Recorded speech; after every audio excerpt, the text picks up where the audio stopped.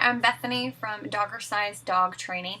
I had a really specific occurrence happen a couple years ago that I took footage of. It's not good footage, and then I forgot about it. So I recently found it, and I still think there's some value in it, so I wanted to post it because the dog is very dog aggressive and constantly fights with this dog behind a gate, and any dog behind a gate, and it's right next door, and the owners can never walk him because of that. He's had plenty of training, numerous classes, other trainers, and this is just an issue that they can't get by. You're going to be able to tell he has training because, I mean, he sits like that, but it's about the energy being transmitted through the leash, and this is an older dog too, so it makes it more difficult.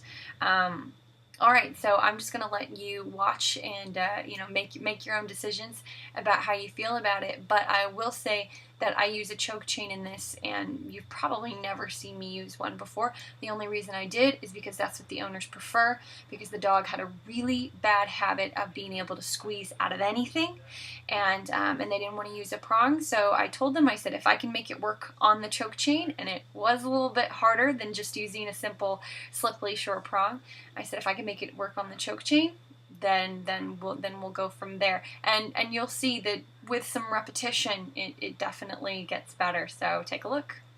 So this is what they encounter every day. And they have another little dog that is very anxious and nervous, which triggers it. So I just wanted to show the bad behavior before we get into the training. So the first thing I did was put that choke chain high on his neck with only 2 inches of slack. Now what I'm doing is I am checking his energy by only taking a few steps and then stopping and sitting. So I'm kind of just putting his energy in check, just keeping it controlled.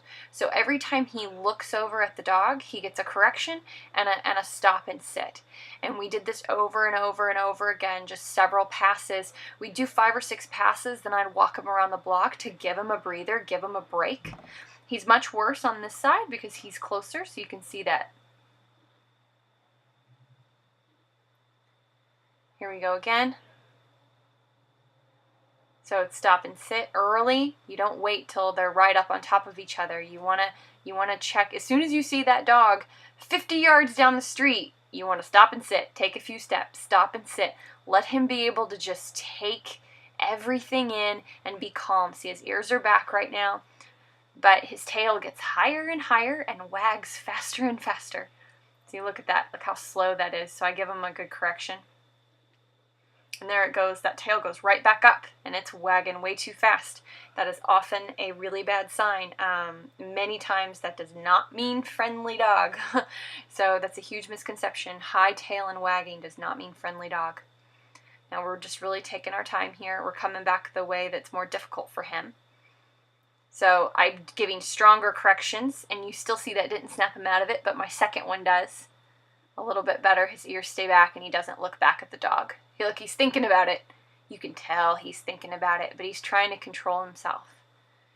So the reason we're taking our time is because there's a lot of barking going on in the background, and it's important for him to take it all in.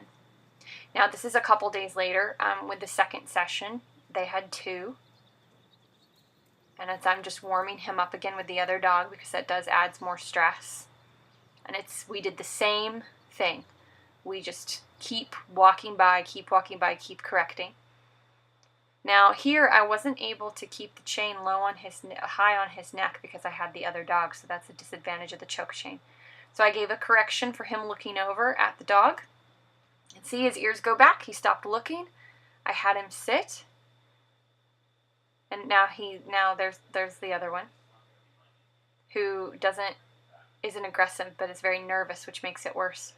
So there's the dog barking like crazy, and look at his face. Look, he's using his nose a little bit. He's not quite so stressed out, and he's obviously not pulling and lunging. Now the dogs are a little bit ahead of me, but that's only because I was holding the camera and the 2 dogs to show this. Again, light correction, stop and sit. Loose leash whenever we're not moving. That's so important. But normally dogs right beside me or behind me, really important. So if it looked like they were out ahead of me a little bit, it's because they were, just because I was holding the camera. Okay, so you got to see how much smoother that went after just a couple of sessions of working with a tool that I don't even prefer. So if you have any questions about that, you can definitely email me at info@doggersizela.com. This is really important. This is not a beginner's video. This hopefully can just give some insight to someone who has been working on this for a while and still is having some kinks, okay? If you are just starting leash walking and you have a dog that is really reactive to other dogs, you're going to want to check out the link right here. It's going to send you to more of a beginner program. Actually, I'll leave a couple of links down in the information section for dogs that just have overexcitement issues versus, more reactive, okay?